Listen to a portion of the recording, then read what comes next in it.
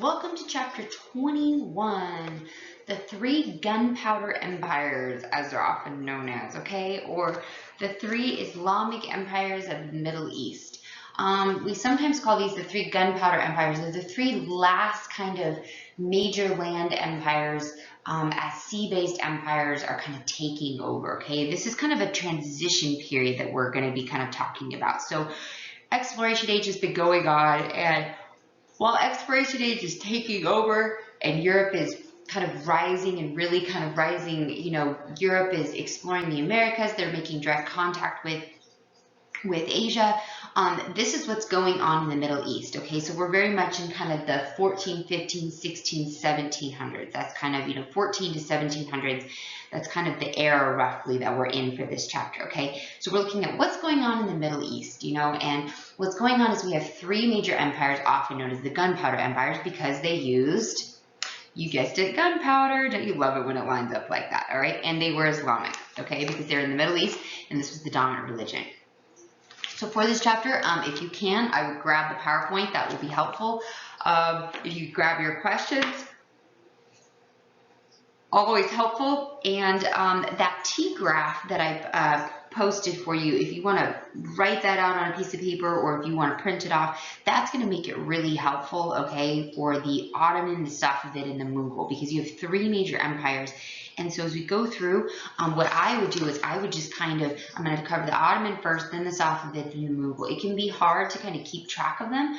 We're going to cover Ottoman first, then Safavid, then Mughal. And so it actually can be just really helpful to kind of have a list of the major facts for them so that when it's time to study for your test, that you already kind of have the major facts for each one. You have their dates, you have who was important, you have their language, major things about them. And you don't have to go through and kind of scramble for it. So if you want to, I would do that on a piece of paper or print that off. To me, I'm all about working smarter, not harder. And to me, having like good notes, that's a great way to do it. So I would recommend the T-graph this time. Obviously, it's up to you. You're not turning it in. It's not that one. That isn't your essay prompt this time.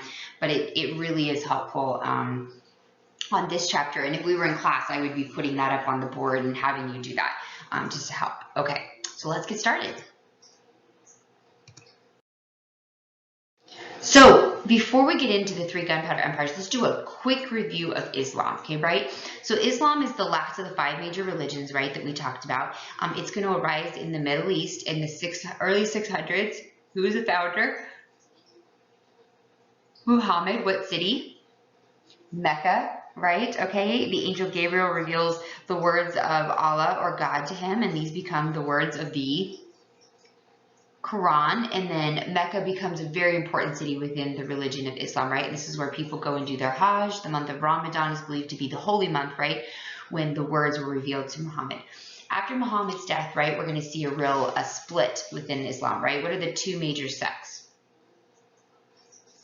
Sunni and Shiite, right? So Sunni believe that the Caliph, which is the Islamic leader, okay? So that's a government and religious title, right? Kind of two in one. They believe that the Caliph should be chosen, and then the Shiite, right, believe that it should be a descendant of Muhammad, right? And then this is going to form into the Umayyad and the Abbasid. So the Sunni were Umayyad, right? And they're going to be from 661 to 750, and then the Abbasid will be Shiite. And remember, they're the ones that will be more tolerant of converts and will create equality amongst converts. And they'll be from 750 to 1258, basically through the Crusades until the Mongols come.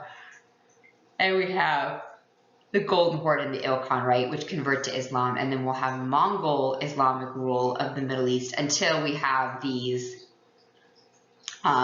Islamic rule, these other Islamic empires, like the Ottoman, the Safavid, and the Mughal, okay? So that was just a quick kind of review, right? So we started with Muhammad, then we went to the Umayyad, the Abbasid. The Abbasid took us through the Crusades, which was 1095 to 1200 roughly.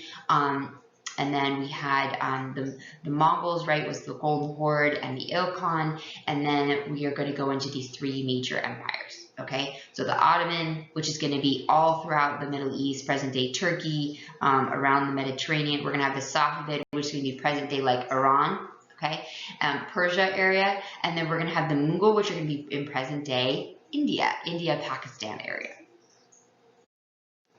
So let's talk about the first of these, and this is going to be the Ottoman. So if you go to your T-graph, what date range should you do?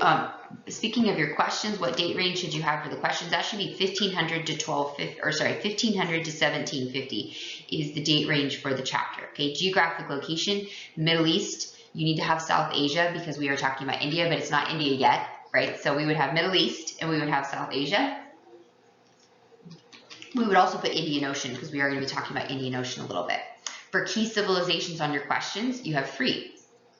Ottoman, Safavid, and Mughal, right? Okay, so let's jump to the T-chart, okay? So for Ottoman, how long did the Ottoman last? Okay, well, the Ottoman lasts from the 1390s until 1921. That's right, 1921. So 1390s to 1921. So under Ottoman, under your first column, I would put 1390s to 1921. They're going to last till World War I. In fact, their nickname, I would write this down, is Sick Old Man.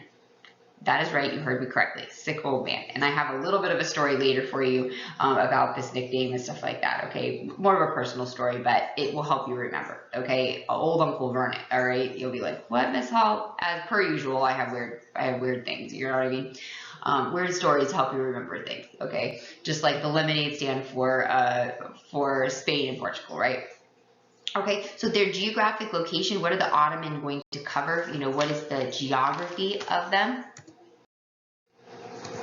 So if you look at the geography of the Ottoman, okay, the geography of the Ottoman, I would list as another point underneath their date. I would put Middle East, Eastern Europe, North Africa, right? So they are going to cover, basically what's going to happen is the Ottoman are going to come along and they're going to conquer the old Byzantine Empire. So I would put Middle East, Eastern Europe, North Africa. So they are going to basically sandwich around the Mediterranean. So looking at this map, you can kind of see that. Their leaders are going to be called Suleimans, S-U-L-E-M-A-N. And their most famous is going to be Suleiman the Magnificent. We'll get to him here in just a second. So as the Ottomans start to rise, so they start in the 1390s, but it's 1453. That's the date you really want to remember, okay? And I would write this down in your Ottoman column, okay? Here's what happens. In 1453, the Ottoman conquer Constantinople. Okay, so put that down as one of your points in your Ottoman column. The Ottoman conquer Constantinople and rename it Istanbul. So put 1453, Constantinople falls, rename Istanbul. When the Ottoman conquer Constantinople, this is the official end of the Byzantine Empire. The Byzantine Empire was an extension of what earlier empire? The Romans. The Romans. So when you ask, or you wonder, who brought down the Roman Empire? It was the Ottoman. It was who officially brings an end to the Roman Empire. It's the Ottoman. Because the Byzantine was like the Romans 2.0, right? The West fell into the Dark Ages, and the East carried on as the Byzantine, and they lasted for such a long time. And they had long been shrinking, don't get me wrong. They had long been shrinking. Long, been very small and having a hard time. But the conquering of Constantinople, your capital city is your heartbeat, right? And so when the capital falls, that really is the end. Now remember, the Crusades were started over the threat of Constantinople and the loss of, the Crusades were started over loss of religious sites in the Middle East, don't get me wrong. But also because the Abbasid were threatening Constantinople as well. So the Byzantine had been falling for a long period of time. Don't get me wrong, okay? They had been holding on.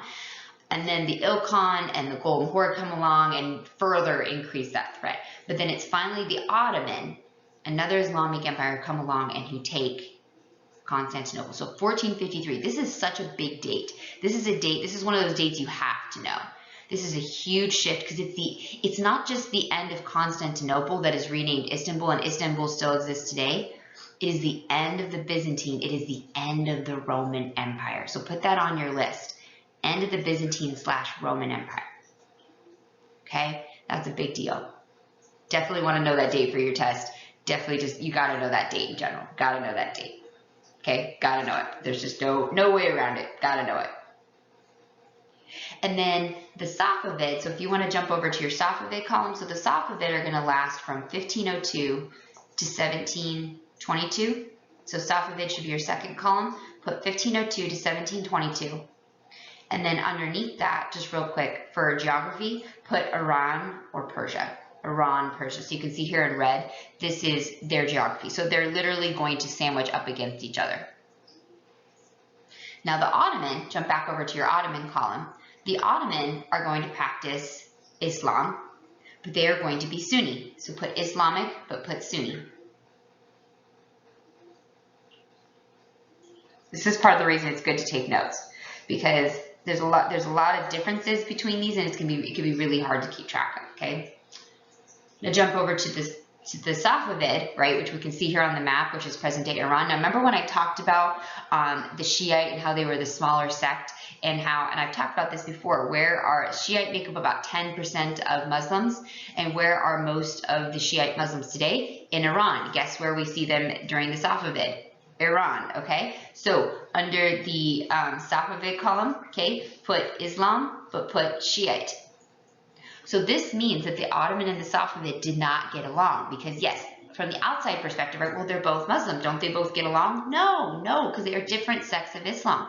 They are different sects of Islam, and they had different approaches and policies.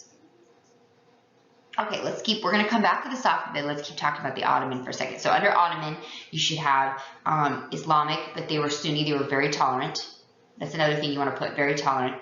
Because the Ottoman are in such a place of trade, they connected to Indian Ocean trade, they connected to Mediterranean Sea trade, and the Silk Road trade.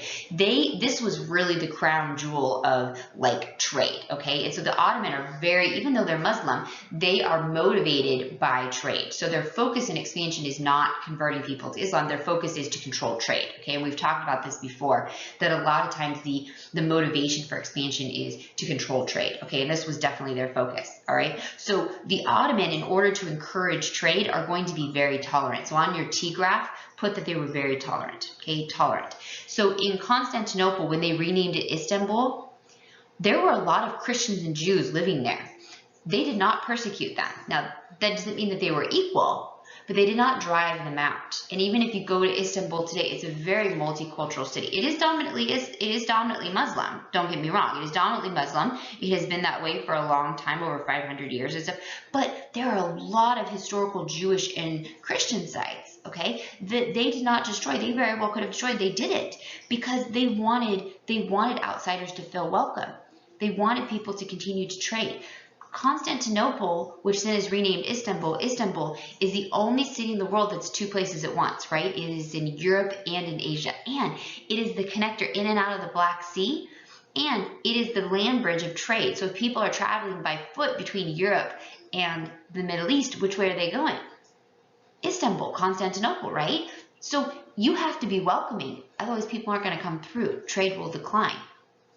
If you want to control trade from the Black Sea to Mediterranean, people are coming through here. So it was economically to their benefit to be tolerant. They economically would have really hurt if they had an attitude like, you must be Muslim or we won't do business with you. Well, then can you imagine all the problems they would have had? So it was to their economic benefit to have a political attitude of tolerance. So the Ottoman were very shrewd and smart and had a political attitude of tolerance. So I would put that on your list. Okay, their capital city is Istanbul, so make sure that you put that on your list, which was Constantinople, but 1453 was the big shift.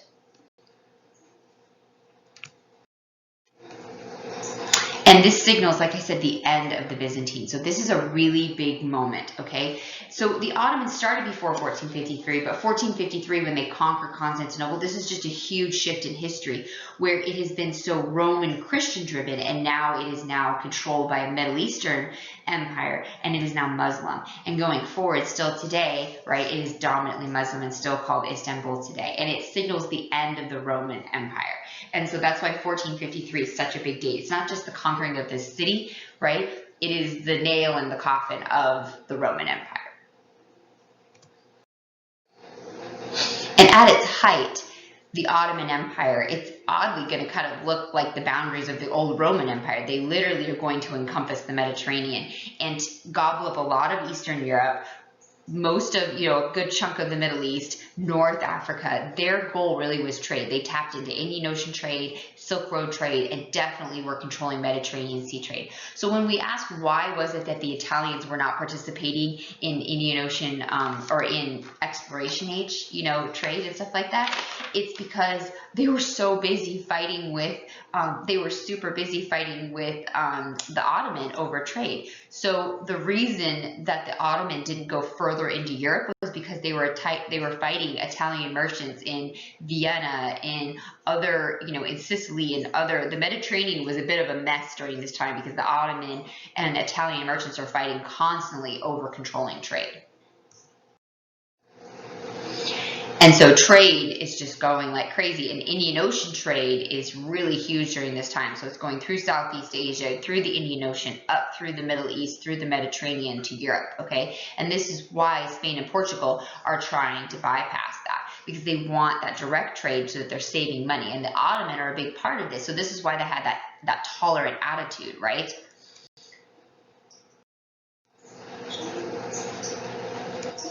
So how are they able to expand? Okay, well, this kind of ties into your questions. Well, there were three major reasons that the Ottoman were able to expand. Okay, first was the shrewdness of their founder. Okay, the shrewdness of their founder, Osman. Okay, he was very, when I say shrewd, he was very clever. Okay, he was very tolerant. Okay, so practicing tolerance. So those he did conquer, for instance,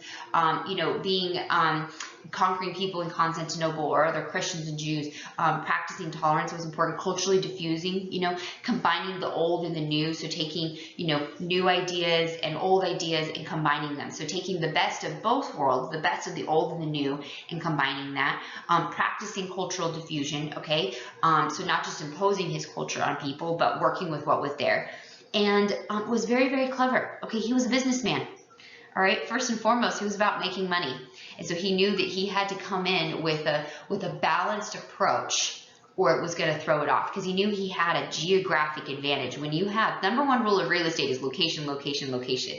And he had such a great location, he couldn't blow it.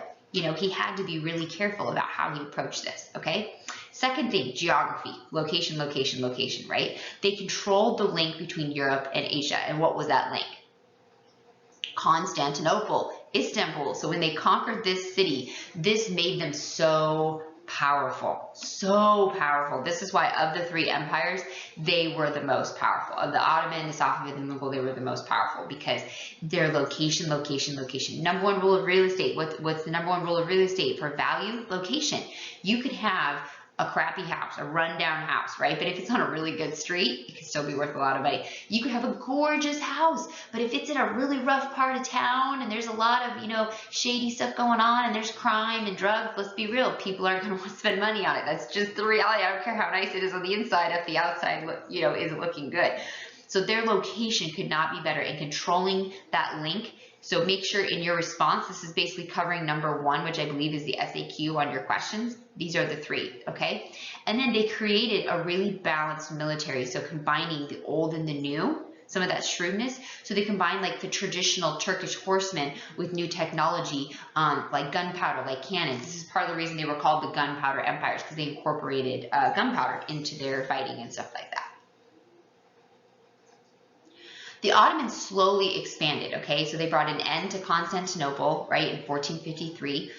They became the longest lasting empire after the Mongols in the Middle East, all right? And they conquered a lot of North Africa. So they really utilized North Africa as a way, because Europe gave them so much resistance. So conquering the northern part of the Mediterranean was really difficult. So they utilized North Africa to their advantage because it was already very Islamic. So this was an easier path for them to control trade, because the Italians and Europe were a harder way to control trade. So they definitely utilized this for controlling trade in the Mediterranean. So again, very shrewd, very, very clever with this.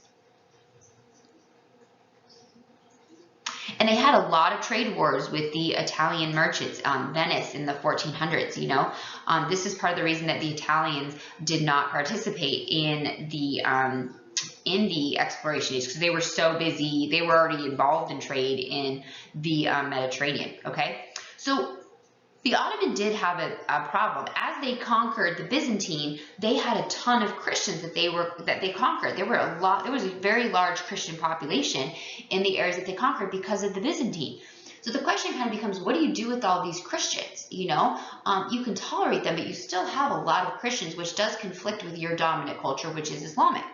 So the Ottoman, again, being very shrewd, and Solomon the Magnificent, very, very smart man, decided to utilize them to his benefit. So here's what he did.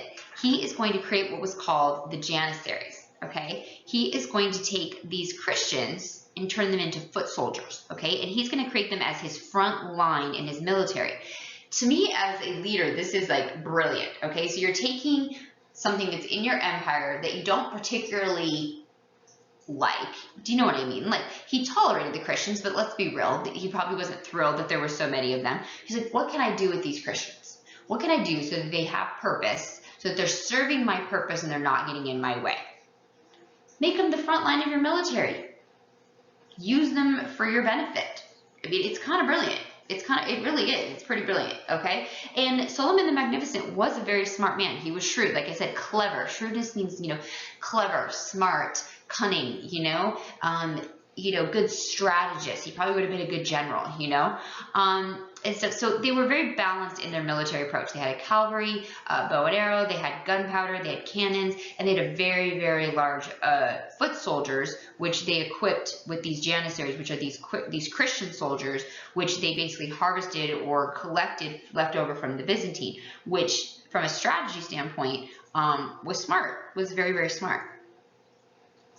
And they used what was called a land grant system. So people who served in the military, they would give them or grant them land as a way of payment, okay? As a way of payment. So this was a way to encourage people that they conquered or that they culturally diffused to want to serve in their military. So on your T-graph, you could write land grant system. So they promoted trade. They were tolerant. These are things you can have on your list. They spoke Arabic. This was their common tongue. And then I would write down Janissary system on your list. So Arabic was their tongue, primary tongue. Trade. They used the land grant system to pay their soldiers. And so what did they do with their Christians? They had the Janissary system. And Solomon the Magnificent, they had many good leaders, but Solomon the Magnificent was probably the best of those, okay? And he could possibly show up on your test. So how did they rule? This is just kind of a quick overview of that. How did they rule? Okay, well, the Solomon had power, okay, had absolute power. They followed what was called Sharia law, which we've talked about this before. So Sharia law is Islamic law, but remember that can vary based on the ruler, the caliph or the Solomon. So they had their own set of Sharia law. Okay, they recruited for the government and the military from conquered people. They culturally diffused and found the best, placed people. They were very diverse in their military approach, which was smart. They had a social hierarchy based on education and talent. So people of the sword are talented people, the military people of the pen are educated people. Non-Muslims were marked, so they were organized and into different communities, the Janissaries. So even though when I say they were tolerant, that doesn't mean equal. So I want you to get that in your head, that tolerant does not mean equal. Okay, it means I put up with you. I mean, I'm not burning you at the stake, but it doesn't mean I'm necessarily being nice to you. Okay, and they did appreciate the arts, so they definitely preserved the Roman Greek arts and stuff. They promoted education, and this was very important to them. They were fair leaders. Again, maybe not everything was perfect, but they were not overall. They were very tolerant, culturally diffused leaders, and this is part of the reason they had so much success. So what caused their economic crisis? They are going to come into some crisis, okay? So that it's going to have a severe impact on them. So what is going to cause this? Well, as their empire is growing, the thing is that land-based empires are really expensive, okay? When you control this much land around the Mediterranean, so not only are you controlling the Mediterranean, you're fighting the Italians constantly, you're controlling all this land. It's so expensive. And part of the reason why land-based empires are going to become a thing of the past and sea-based empires are going to be kind of the new wave is sea-based empires are cheaper to control. You need ships, you need less men, and it actually takes less money. And it's more productive, okay? Where land-based empires are not as productive as far as like making money, and it takes a lot more men. Okay? New World silver production was causing inflation. So from the Americas, so New World silver from the Americas was causing huge inflation. So this was also hurting the world economy. They needed so many cannons and weapons. So just again to equip their military in order to defend all their lands, they just couldn't keep up with it. Again, the size of their lands and how many men they needed and how many guns, it just was a lot of things to purchase. And then inflation, because of New World silver, the value of currency went down. And so you have inflation plus you need more stuff. It just financially was causing, chaos for them. Janissaries were very expensive. The cavalry was very, very expensive.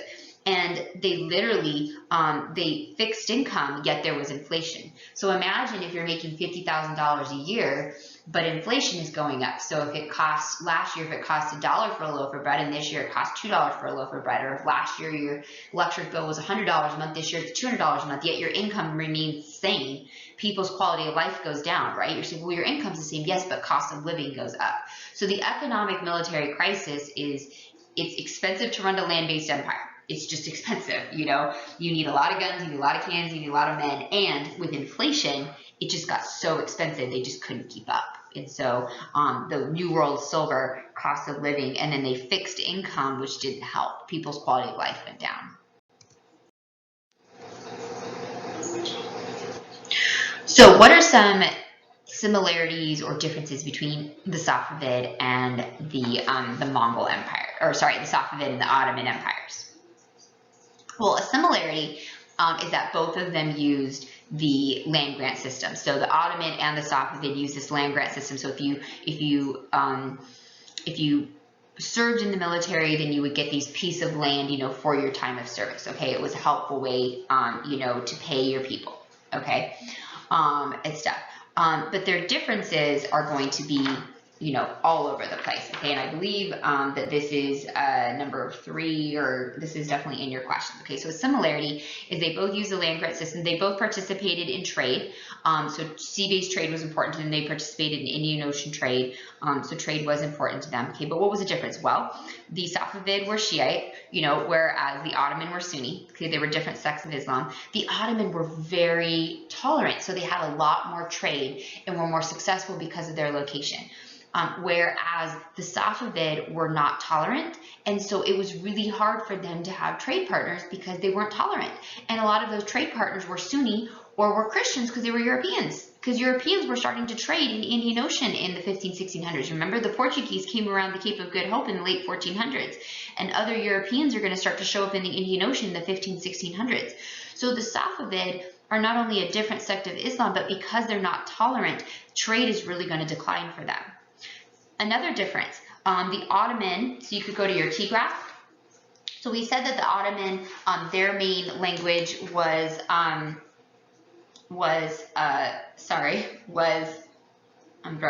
Arabic, okay? Whereas, so over for the Safavid, so we put their main date was 1502 to 1722. They were Shiite, right? Okay. Their capital city is Isfahan. So that's Isfahan. They forced conversion for their people, okay? So if you were a part of their empire, they forced conversion, okay? So you either converted or they were intolerant. They could arrest you. They were not tolerant, okay? And their major language was Persian, okay? So where the Ottoman, their major language was Arabic, the major language of the Safavid was Persian. And there was no tolerance, not for Sunni, not for Christians, not for Jews.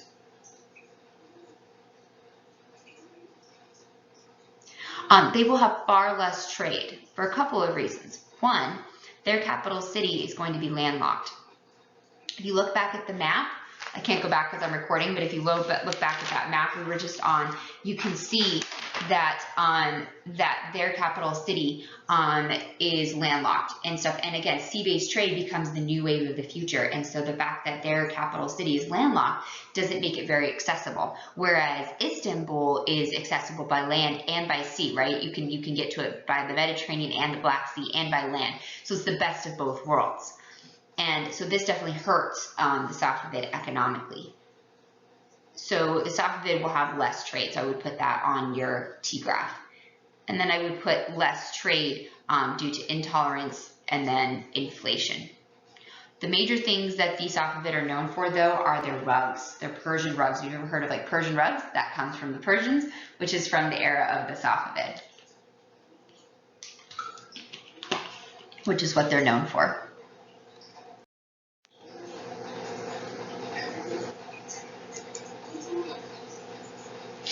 Okay, there are two major capital cities, right? So we have Istanbul, which is the Ottoman, and we have Isfahan, which is the Safavid, okay? And this actually is your essay prompt, right? Where you have to compare and contrast these two major cities, okay?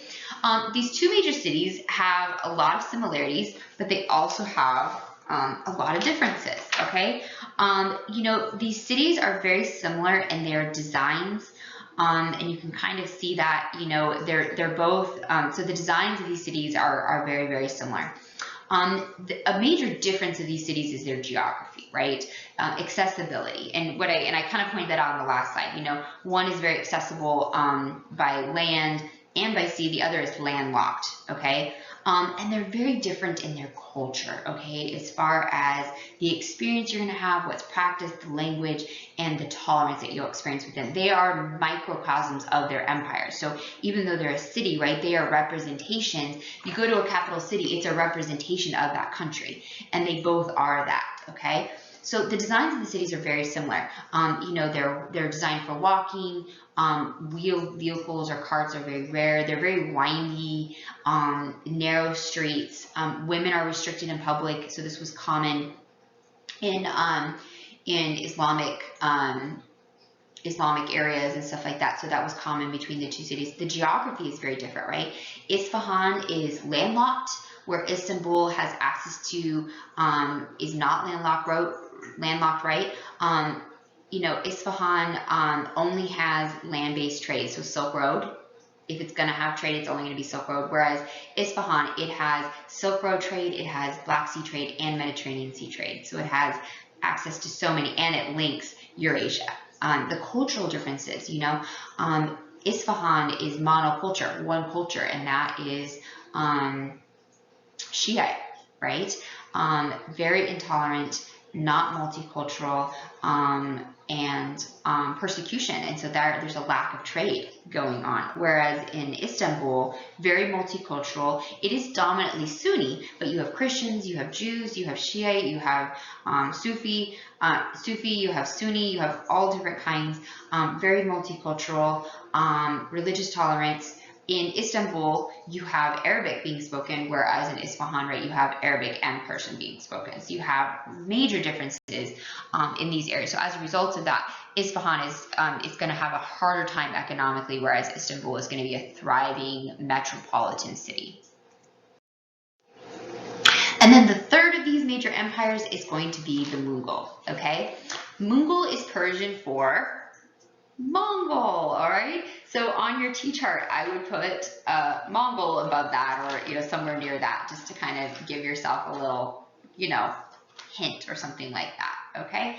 And they are going to be from, so I would write these dates down, from 1526 to 1761, 1526 to 1761, okay? And they are descendants of the Mongols, so this is why they are called the Mughal. So it's Persian for Mongol. And they will be the last of our three major gunpowder land empires. Now, underneath that, they are going to be a combination of Sunni Muslims, and what is the dominant religion in India? Hindus. So they are going to be Sunni Muslims and Hindus. What's their geography? Where are they?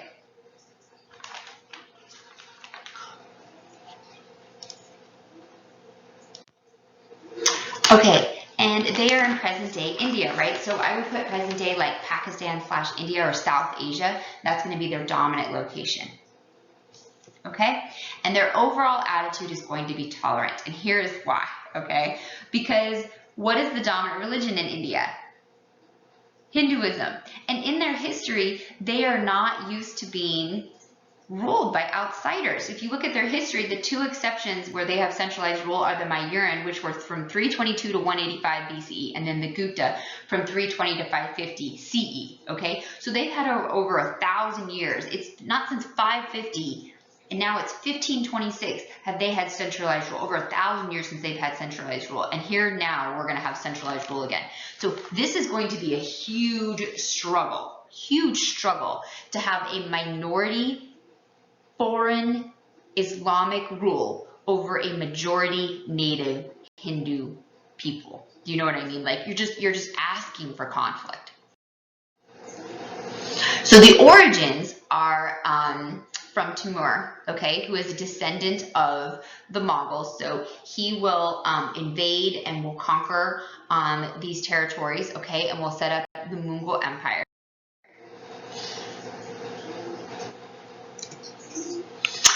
It'll be founded by Babur, okay, and he will rule from 1483 to 1530, and will be declared kind of the first sultanate of the Mongols. The primary thing that distinguishes the Mongol from the Ottoman is going to be location and religion, right? They are a minority and a dominant majority Hindu, whereas the Ottoman Safavid, these were already dominantly Islamic territories. So when they go to conquer, it's already Islamic. So you already have Muslims conquering Muslims. So it was easier to rule. You're already in a Muslim land, so that's easier to culturally diffuse. It's easier to rule. In this case, you have Muslims migrating into a Hindu area, and now you have a minority trying to rule a majority. This is going to be so difficult. So the biggest primary distinguishing feature is that they are moving out of the Middle East, right? And you have a minority Muslim ruling a majority in an area that is not used to that. And so the religious diversity, the religious conflict is going to be the biggest struggle for the Mughals, which you're not going to see in the Ottoman and the Safavid.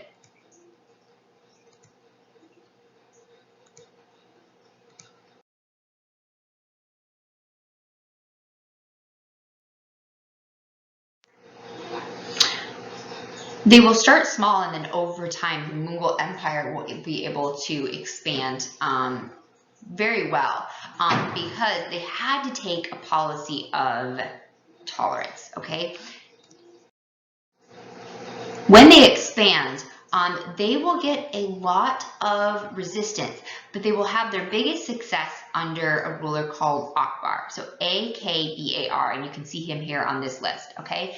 Because he took a very, very tolerant approach that pretty much anything went, anything goes. All right, but majority of this Mughal rule is going to be definitely in the northern regions. Okay, they're going to have a hard time going into the southern regions, but the northern regions will be the majority of their control for the Mughal Empire. That later on they will get into the southern regions, but majority in the northern regions. When we talk about like the Portuguese and the Spanish and the Dutch and the French and these arriving in India and they're getting laughed at, right? And they're trying to set up trade relationships. This is who they're arriving and they're talking to. They're arriving and they're talking to the Mughal. Okay, they're arriving and they're talking to Indian princes, but also to the Mughal Islamic sultanates.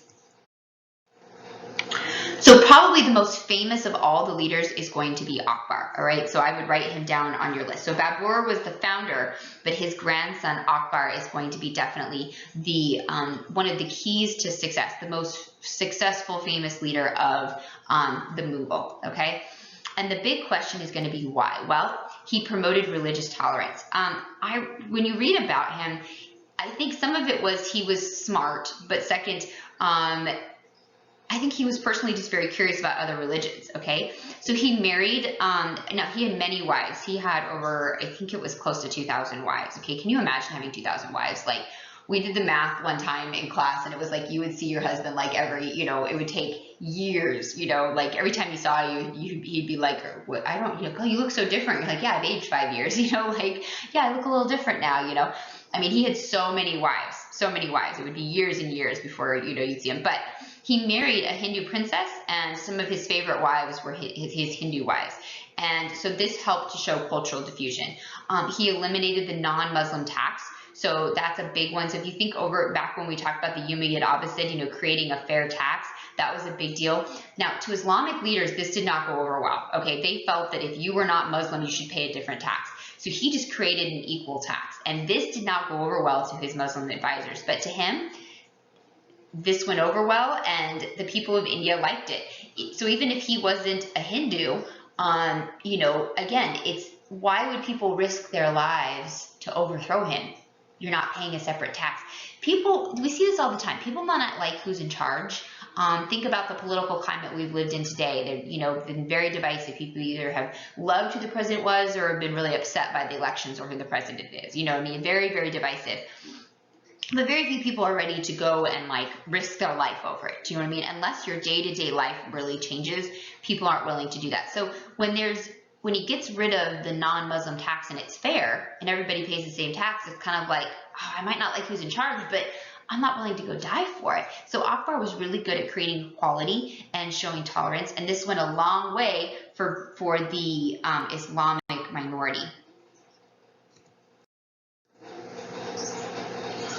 He strived to create social harmony. He entertained people of all different religious backgrounds. They say that he would invite different religious leaders, Christians and Buddhists and Hindus and I mean all different kinds of religious leaders, and he would talk to them. This is why he wasn't just tolerant. He was actually very, very curious about other religions. Now, his advisors, this would drive him nuts because if you're a true Muslim, you are monotheistic, right? You don't dabble in other religions. So he definitely liked to dabble. So this did not go over well with his advisors, but this definitely helped him to be popular as far as, you know, helped him to be popular as far as being accepting and with the Hindu minority, or Hindu majority, sorry.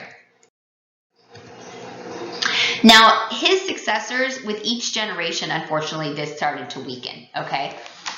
So on your T-chart, what I would say is that they're the ones who traded with the foreigners, so they traded with Europeans. So again, they were a huge link, you know, to the Indian Ocean trade. So this was another key reason to show tolerance, was because of the economics. They were they were the destination of European trade, and so they had every reason to have peace. If they're having internal conflict, that's going to make outside trade all the harder, right? So it was really important that they have internal peace so that they can maximize the trade. So there was an economic reason also, or motive, for doing this. Now, with each generation, the policies of Akbar are going to weaken, and his children, with each generation, and his grandchildren are going to move more and more back toward Islamic principles. And so what we will find is over time they will become less and less tolerant, and they'll start raising taxes, they'll start changing, and that tolerant attitude that open society that Akbar had set up over generations is going to slowly go away. So that by the time his grandson comes along, we're going to start to see that start to dwindle. One of the lasting things, or cultural diffusion, that we're going to see, if you've ever been to India or you think about India, probably one of their most visited sites is going to be the Taj Mahal. Okay, the Taj Mahal was built by his grandson, and the Taj Mahal was built as a monument to one of his wives. It was built to his favorite wife, who had 14 children. Think about that for a second. Oh my goodness, right? That's a lot. Now, it's considered one of the 7 wonders of the world, okay? It's built in the central northern part of India. And what's really cool about it is that while it's in India, right, which is dominantly Hindu, when you look at the architecture of it, now this is cool. So this was built from 1632 to 1653. So it took over 20 years to build. It's built of white marble. And the reason they say he chose this, okay, was that depending on, so it took 1,000 elephants, 20,000 workers to build this.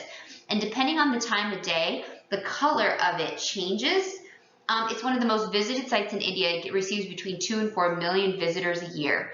And here's what's really funny about it. Okay, he chose this white marble. He wanted it to appear more feminine, again, as a memory to his wife when his wife passed away. I think she deserves this after 14 children. All right, I've had 2, and let me tell you, woo, 14. Respect for this woman. Okay.